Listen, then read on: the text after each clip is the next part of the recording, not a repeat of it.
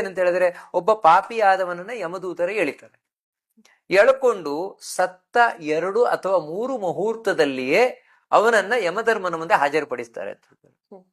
ಅಂದ್ರೆ ಸಾಮಾನ್ಯವಾಗಿ ಒಬ್ಬ ವ್ಯಕ್ತಿ 2 ಮುಹೂರ್ತ ಅಂತ ಹೇಳಿದ್ರೆ 96 ನಿಮಿಷ, ಅಂದ್ರೆ 48 ನಿಮಿಷಕ್ಕೆ ಒಂದು ಮುಹೂರ್ತ. 96 ನಿಮಿಷದಲ್ಲಿ ಅವನು ಯಮಲೋಕಕ್ಕೆ ಹೋಗ್ತಾನೆ. ಅವ್ರ ಮುಂದೆ ಹಾಜರುಪಡಿಸ್ತಾರೆ. ಯಾಕಂದ್ರೆ ಇವನೇ ಹೌದಾ ಅಲ್ವಾ ಅಂತ ಕನ್ಫರ್ಮ್ ಮಾಡ್ಲಿಕ್ಕೆ. ಅಥವಾ 3 ಮುಹೂರ್ತವ ಆಗ್ಬಹುದು ಅಂತ ಹೇಳ್ತಾರೆ.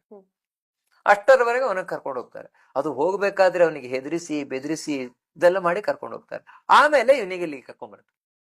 ಮತ್ತೆ ಇಲ್ಲಿ ಕರ್ಕೊಂಡ್ಬರ್ತಾರೆ. ಅವನನ್ನ ಕರ್ಕೊಂಡ್ಬರ್ಬೇಕಾದ್ರೆ ವಾಸ್ತವಿಕವಾಗಿ ಒಬ್ಬ ಪಾಪಿಯಾದ ಜೀವ ಇಲ್ಲಿ ಇರುವ ತನಕ ತಾನು ಪಾಪ ಮಾಡ್ತಾ ಆರಾಮಾಗಿರ್ತಾನೆ. ಆದರೆ ಯಾವಾಗ ಯಮಭಟರನ್ನ ಕಂಡ, ಇದು ಗರುಡ ಪುರಾಣ ಹೇಳುದು, ಅವಾಗಿನಿಂದ ಸುರವನಿಗೆ ತತ್ತರಿಸಿ ಹೋಗ್ಬಿಡ್ತಾನೆ. ಯಾಕಂತ ಹೇಳಿದ್ರೆ ಅವ್ರು ಇವನಿಗೆ ಬೈದೆ ಹೇಳ್ಕೊಂಡು ಹೋಗೋದು, ಬೈದು ಹೊಡೆದು. ಅದೇ ಹೇಳ್ತಾರಲ್ವಾ, ಅಂತಕರ ದೂತರಿಗೆ ಕಿಂಚಿತ್ತು ದಯವಿಲ್ಲ, ದಯ ಅನ್ನುವುದೇ ಇಲ್ಲ. ಭಯಂಕರವಾಗಿ ಹೇಳ್ಕೊಂಡು ಹೋಗ್ತಾರಂತೆ. ಕತ್ತಲೆ ಇರ್ಬೋದು, ಬಿಸಿಲಿರ್ಬೋದು, ಎಲ್ಲಾ ಕಡೆ ಇವನನ್ನು ಎಳ್ಕೊಂಡು ಬೈತಾ, ಪಾಪಿ ಬಾ ನಿನಗಿದೆ ಹಾಗಿದೆ ಹೀಗಿದೆ ಅಂತ ದಯವೇ ಇಲ್ಲದೆ ಹೇಳ್ಕೊಂಡು ಹೋಗಿ ಯಮಧರ್ಮನ ಮುಂದೆ ನಿಲ್ಲಿಸ್ತಾರೆ.